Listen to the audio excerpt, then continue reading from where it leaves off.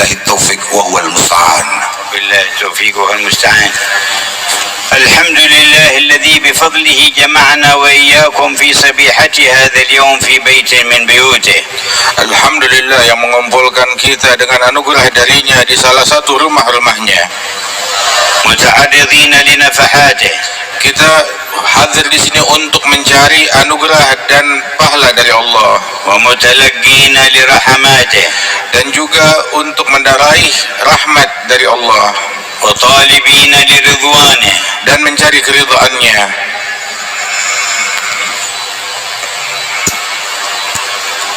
Wa dukhuli fi dairati amanih. Dan kita dapat masuk di dalam lingkaran keimanan. Lahul hamdu wal minnah. Untuk Allah Ta'ala segala puji syukur kita. Ja'ala al-ghuduwa wal-rawaha ila al-masjidi mujiban linuzulin ay dhiyafatin fil jannah. Allah Ta'ala jadikan kedatangan dan berpagi-pagi menuju masjid sebagai penyebab mendapatkannya seseorang di surganya Allah hidangan. Bisyahidi qawli nabiyhi sayyidi ahli al-fitnah, sebagaimana disabdakan oleh pemimpin para nabi-nabi, Nabi besar Muhammad sallallahu alaihi wasallam, al-ismati min kulli fitnah, yang mana ucapan beliau adalah penyelamat dari segala macam bentuk fitnah. Man ghada ila al-masjid aw raha a'adda Allahu lahu nuzulan fil jannati kullama ghada aw rah. Beliau bersabda, barang siapa yang pada pagi hari atau pada petang hari berjalan menuju ke masjid, maka Allah Ta'ala jadikan baginya hidangan besok di surga tiap kali dia pergi ke masjid. Faya man jama'tana fil masjid ijma' qulubana ala sirri sujud lak. Ya Allah, yang Kau hadirkan kami di dalam masjid, maka padukanlah hati dan sanubari kami untuk mencapai hakikat sujud yang hakiki padamu. Warzuqna sidqal iqbali 'alaika wa kamal al-qabul mink. Dan anugerahkan kepada kami sir untuk mendekat kepada Allah Ta'ala dan qabul dari Allah. Wa nashhadu an la ilaha illallah wahdahu la syarika lahu ja'alana khair ummah. Dan kami bersaksi bahwasanya tiada Tuhan selain Allah, tiada sekutu baginya yang Maha Esa, yang telah menjadikan kita sebaik-baiknya umat. Wa basata lana bisatan ni'mah. Dan Allah bentangkan kepada kita bentangan nikmatnya. Wa nashhadu anna sayyidana wa nabiyyana wa qurrata a'yunina wa nura qulubina Muhammadan 'abduhu wa rasuluhu. Dan kami bersaksi bahwasanya kekasih kita, penerang hati kita, Nabi kita Muhammad sallallahu alaihi wasallam adalah nabi dan utusan dan hamba Allah Ta'ala, al-hadi ilaihi wad-dal alaihi, sang pembawa hidayat menuju kepada Allah, yang menunjukkan kita kepada Allah. Akramul khalqi alaihi wa a'zamuhum manzilatan ladaihi, makhluk yang paling mulia di sisi Allah, yang paling agung derajatnya. Khatama bihin nabiyyin, dengan Nabi Muhammad beliau dijadikan penutup sekalian nabi, wa ja'alahu sayyidal mursalin, dan dijadikan sebagai penghulu para rasul. Wa ja'alana habbahu minal umam wa ja'alahu bil fadlil azimi habbana minal anbiya.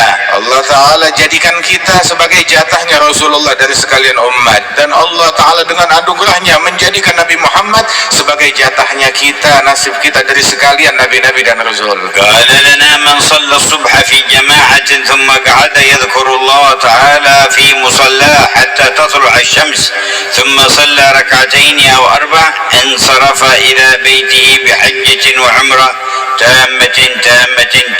Beliau Nabi Muhammad bersabda, barang siapa yang sholat subuh berjamaah, kemudian duduk di musallanya sampai terbit matahari berzikir kepada Allah, kemudian dia sholat 2 rakaat atau 4 rakaat setelah terbit matahari, maka Allah Ta'ala anugerahkan kepada orang tersebut pahala haji dan umrah yang sempurna.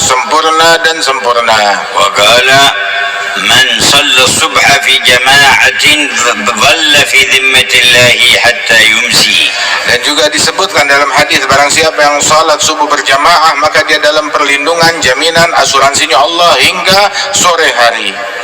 Allahumma salli wa sallim ala hadzal 'abd al-mustafa al-mukhtar sayyidina Muhammad. Ya Allah, limpahkan salawat dan salammu kepada hambamu Nabi besar Muhammad, Nabi pilihan, wa ala alihi بيته الأطهار serta tercurahkan terhadap keluarganya dan para ahli baitnya yang suci, وأصحابه الصادقين الأخيار dan para sahabat-sahabatnya yang memiliki kesungguhan, manusia-manusia terpilih, ومن والاهم واتبعهم وعلى منهجهم سار dan orang-orang yang membela Nabi Muhammad dan juga berjalan mengikuti jejak Nabi Muhammad, وعلى آله وعلى آبائه وإخوانه من الأنبياء والمرسلين معادن الأنوار والأسرار. dan tercurahkan salawat dan salam tersebut kepada segenap saudara dan leluhur Rasulullah dari kaum nabi-nabi dan para rasul, وعلى آلهم وصحبهم وتابعيهم serta tercurah atas segenap keluarga mereka dan sahabat-sahabat dan pengikut mereka, وعلى الملائكة المقربين dan kepada para malaikat-malaikat al-muqarrabin, وعلى جميع عبادك الصالحين dan terhadap para hamba Allah salihin, وعلينا معهم وفيهم برحمتك يا أرحم dan الراحمين. tercurahkan atas kita bersama mereka di barisan mereka ya arhamar rahimin.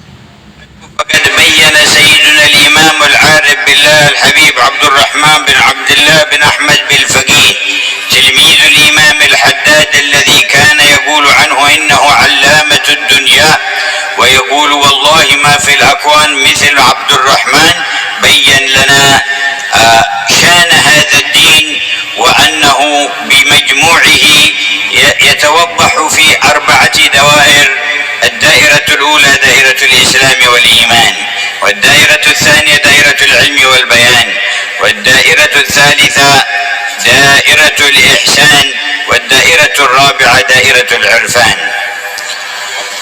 Alhamdulillah, kemudian telah disebutkan di dalam kitab ini yang ditulis oleh Imam Allamatud-Dunya Al-Habib Abdurrahman bin Abdullah Al-Faqih, yang mana beliau adalah murid kepada Imam Abdullah bin Ali Al-Haddad, yang mana guru beliau Al-Habib Abdullah Al-Haddad menamakan memberikan julukan Allamatud-Dunya kepada sang penulis ini, dan dikatakan gurunya berkata kepada dia, demi Allah di masa ini di dalam keilmuan tidak ada orang yang memiliki keilmuan sekali bersahabat Al-Imam Abdurrahman bin Abdullah Al-Faqih. Dan sesungguhnya beliau menyebutkan di dalam kitab ini perkara-perkara agama itu yang memiliki 4 lingkaran, yang mana lingkaran yang pertama adalah lingkaran Islam dan iman, lingkaran yang kedua adalah lingkaran ilmu dan bayan, lingkaran ketiga adalah lingkaran ihsan, kemudian lingkaran yang keempat yang adalah lingkaran irfan. والمراد بالعرفان المعرفة الخاصة بالرحمن. Dan yang dimaksud dengan irfan adalah ma'rifah, pengenalan yang khusus kepada Allah Ta'ala. وقد شرح لنا معاني الدائرة الأولى وهذا آخر ما ذكر في الدائرة الثانية. Dan telah dijelaskan oleh beliau penjelasan dari lingkaran pertama Islam dan iman, dan yang dibaca barusan adalah penutup daripada bahasan tentang lingkaran yang kedua, ilmu dan bayan. تحدث عن العلم النافع وما يتعلق بالدين منه، وهو 5 أنواع: علم الإسلام الذي هو علم الأحكام، وعلم الإيمان الذي يقال علم العقائد، وعلم الإحسان الذي يقال له التصوف، وعلم الفقه وعلم الكتاب، وعلم السنة، وعلم الآلات التي تعين على فهم الكتاب والسنة.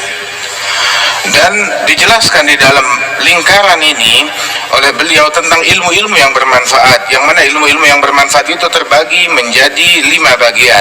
Yang pertama adalah ilmu tentang Islam, yakni tentang hukum-hukum Islam yang terkandung di dalam Islam.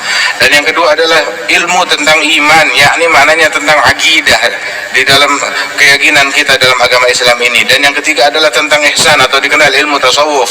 Yang keempat adalah tentang Alkitab dan tentang sunnahnya Rasul sallallahu alaihi wasallam. Dan ilmu yang kelima adalah alat untuk mendekatkan kita kepada pemahaman dalam menyelami itu semua. وذكر أن من كان له فهم وقاد ينبغي أن يتسع في هذه العلوم. Dan disebutkan oleh beliau, barang siapa yang memiliki kecerdasan yang kuat, maka silahkan diperkenankan dan dianjurkan oleh beliau untuk mengambil ilmu ini dengan sebenar-benarnya secara luas. بشرط بشرط الإخلاص في طلبها لوجه الله الكريم. Namun dengan syarat keikhlasan, dia menuntut ilmu itu semata-mata untuk mencari ridhonya Allah. ومزجها بذكر الرحمن تبارك وتعالى فيذكر الرحمن بها ويذكر الرحمن فيها. Dan juga dicampur ilmu tersebut dengan adonan zikir kepada Allah Ta'ala hingga dia berzikir kepada Rahman, dan Rahman membanggakan dan menyebut orang tersebut. وعنايته بالعمل بمقتضاها. Dan juga hendaknya dia perhatian tentang perkara mengamalkan ilmu yang sudah dia pelajari. وبذلك قال لنا فيما قرئ الآن ولا ينال فضل العلم إلا بالإخلاص فيه. Karenanya itu barusan dibacakan, kemuliaan ilmu, fadilah ilmu tidak diraih kecuali dengan ikhlas di dalam mencarinya. والإخلاص متأكد خصوصا في علوم الدين. Dan ikhlas itu adalah sesuatu yang pasti, yang absolut, terutama di dalam perkara ilmu agama. وأما علوم الدنيا فمن أخلص فيها وسخرها لخدمة الدين فهو بها يقرب من الله تعالى وينال الثواب. ومن قصد بها تحصيل شيء من الأغراض والمتاع الفاني فلا إثم عليه ما دام يحصل ذلك بطريق حلال. Adapun ilmu dunia, maka barang siapa yang mencarinya dengan tujuan untuk mendekatkan diri kepada Allah Subhanahu wa Ta'ala, memberikan manfaat dan kebaikan di tengah-tengah masyarakat, maka dia pun mendapatkan pahala yang besar dari Allah Subhanahu wa Ta'ala. Namun barang siapa yang mencarinya dengan tujuan hal-hal duniawi, maka hal tersebut bukanlah sesuatu yang mengandung dosa. أما علوم الدين فيجب تنزيه القصد فيها. Namun ilmu agama harus murni diperuntukkan dengan ikhlas semata-mata untuk mencari ridhonya Allah saja. فلا يقصد بها جاها ولا سمعة ولا ظهورا بين الناس. Nggak boleh dicampur untuk mencari kedudukan atau harta atau popularitas di kalangan manusia. ولا تحصيل الأموال ولا الوصول إلى الإمارات. Atau dengan tujuan mencari ilmu agama untuk mendapatkan harta yang banyak atau mendapatkan kekuasaan. وقد حذر النبي صلى الله عليه وسلم من الانحراف في المقاصد عند أخذ علوم الشريعة. Nabi Muhammad telah memberikan peringatan jangan sampai menyeleweng, menyimpang di dalam maksud dan tujuan dan keikhlasannya ketika mencari ilmu syariat. وجاءنا في الحديث عنه صلى الله عليه وسلم بالسند الحسن لا تطلب العلم لتماري به السفهاء ولا لتنافسوا به العلماء ولا لتصرفوا به وجوه الناس إليكم فمن فعل ذلك فالنار النار. Beliau mengatakan jangan mencari ilmu dengan tujuan untuk mendebat orang-orang yang bodoh ataupun juga untuk bersaing kepada para ulama, dan barang siapa yang mencari ataupun juga untuk mencari popularitas di kalangan manusia, barang siapa yang melakukan hal yang demikian dengan ilmunya, maka baginya neraka, neraka dan neraka. وقال في الحديث الصحيح الآخر من طلب علما مما يبتغى به وجه الله لا يتعلمه إلا ليصيب به عرضا من الدنيا لم يجد عرف الجنة يوم القيامة. Dalam hadis yang lain Nabi mengatakan barang siapa yang mencari ilmu agama yang seharusnya dicari karena Allah Ta'ala, tetapi dia mencarinya semata-mata untuk meraih keuntungan duniawi saja, maka orang yang semacam ini tidak akan mencium aromanya surga. فأول ما يلزم فيه الإخلاص لوجه الله. Maka yang paling pertama di dalam menuntut ilmu yang terpenting adalah ikhlas semata-mata. Ilmu yang terpenting adalah ikhlas semata-mata karena Allah. قال والصدق به مع الله. Dan kesungguhan bersama Allah Ta'ala, kepada Allah. والصدق إتمامه وإحسانه واستنفاذ الوسع في إقامته على الوجه الأمثل. Dan makna kesungguhan adalah menyempurnakan di dalam pencarian ilmu tersebut dan melaksanakannya dengan metode, dengan cara sebaik-baiknya, dengan semangat yang tinggi. فالمخلص لا رياء له والصادق لا عجب له. Sesungguhnya orang yang ikhlas maka akan ternafikan darinya itu segala bentuk riya. Tapi orang yang memiliki sidik maka akan ternafikan darinya itu adalah segala bentuk ujub, takjub kepada amalan dan perbuatan dan keilmuannya sendiri. والرياء أخفى في الأمة من دبيب النمل. Dan sesungguhnya riya lebih sulit untuk terdeteksi di kalangan umat ini daripada langkah kaki seekor semut. والعجب أخفى من الرياء. Dan sifat ujub lebih halus lagi, lebih sulit terdeteksi daripada sifat riya. والوصف الثالث أن يمزج العلم بالذكر، قال وذكره بالله وذكر الله فيه وعدم الغفلة به عن الله. Dan sifat yang ketiga adalah memadukan ilmu tersebut dengan zikir. Dengan dia berzikir kepada Allah Subhanahu wa taala, maka dia menjadi orang yang disebut oleh Allah Subhanahu wa taala. ولذا أحب العارفون عندما يذكرون شيئا من مسائل العلم أن يستشهدوا بالقرآن وبالسنة وأن يخلطوا علمهم بذكر الله وذكر الآخرة. Karenanya itu banyak di antara para ulama-ulama ketika mereka menyebutkan sebuah permasalahan di dalam keilmuan, mereka gemar mengambil dalil dari Al-Quran, dari firman Allah, apa yang disebut oleh Allah di dalam Al-Quran tentang ilmu tersebut, dan juga dari hadisnya Rasulullah SAW, hingga semakin berkah dan berpadu ilmu dengan zikir. وكان من تربية السلف الصالح أنهم إذا أقرأوا الطالب والمريد في شيء من أحكام الفقه جعلوا معه شيئا من أحكام الإحسان الذي هو التصوف. Dan juga kebiasaan para salafus saleh bahwasanya ketika mereka mengajarkan keilmuan tentang fikih kepada penuntut ilmu, maka dijadikan berdampingan dengan permasalahan fikih itu permasalahan yang berkaitan tentang tasawuf atau ihsan bersamanya. وإذا خلص العلم من هذه العوارض فهو من أفضل العبادات وأقربها إلى الرب.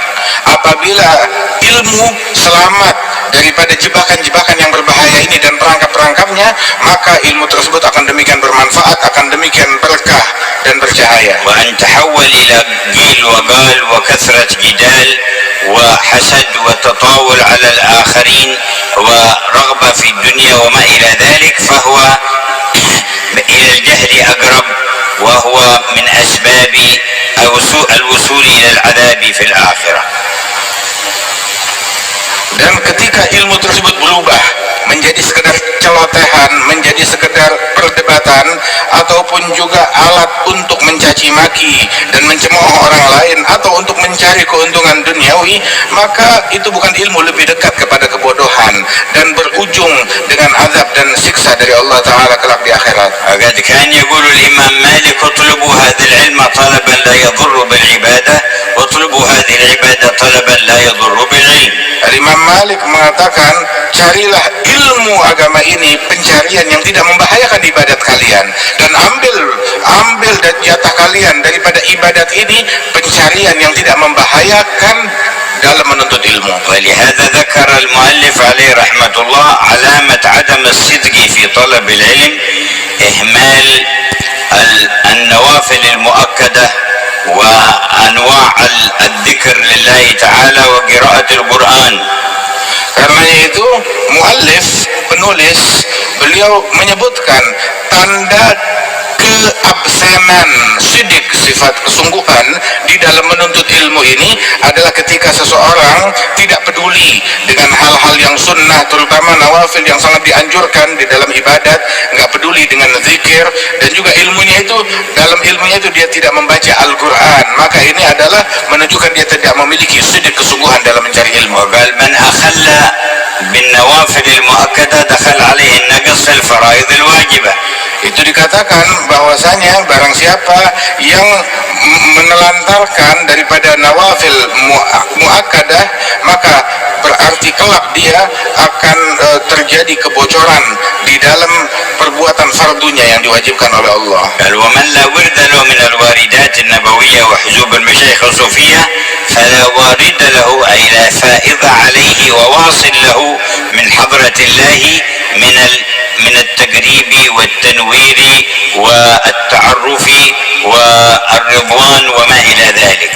Dan juga dikatakan bahwasanya barang siapa yang tidak memiliki wirid dari zikir-zikir yang diajarkan oleh Nabi Muhammad dan juga dari para masyayikh sufiyah, maka orang ini tidak memiliki warid, yakni anugerah dari Allah Subhanahu wa taala yang tercurahkan dengan berkat zikir dan wirid tersebut berupa penerangan hati dan pendekatan kepada Allah taala dan cita rasa di dalam hubungan kepada Allah.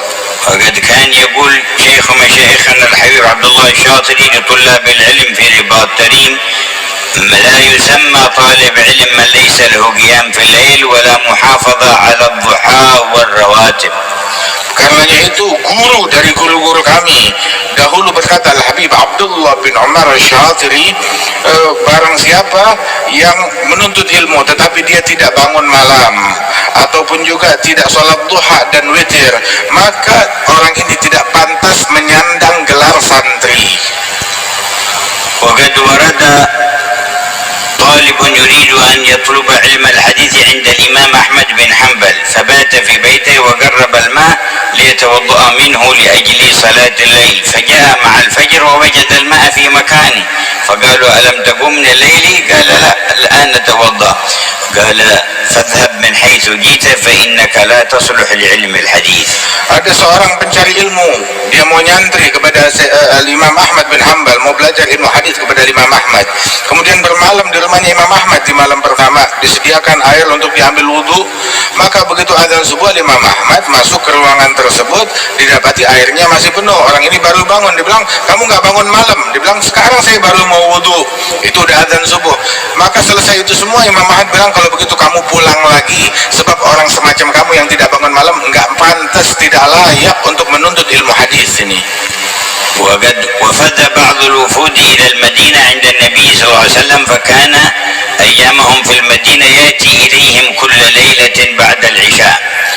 Dan datang sekelompok rombongan pelancong berkunjung ke Madinah kepada Rasulullah SAW. Mereka datang berziarah di zamannya Nabi Muhammad. Maka Nabi Muhammad selalu mengunjungi mereka setiap malam sehabis salat Isya. وفي ليلة تأخر عنهم ثم مر عليهم. Di suatu malam Nabi Muhammad terlambat datangnya, tapi akhirnya sudah larut, beliau Nabi Muhammad masih datang kepada mereka. ثم قال لهم: إني لم أتأخر عنكم إلا أني شغلت عن وردي أو حزبي من القرآن فأحببت أن لا آتيكم إلا وقد أكملته. Nabi mengatakan, menginfokan, sesungguhnya aku ketika terlambat datang kepada kalian karena aku sibuk dengan wirid Al-Quran yang aku baca. Aku ingin menyelesaikan wirid Al-Quranku dulu, udah selesai ngajinya baru aku datang kepada kalian. ولهذا قال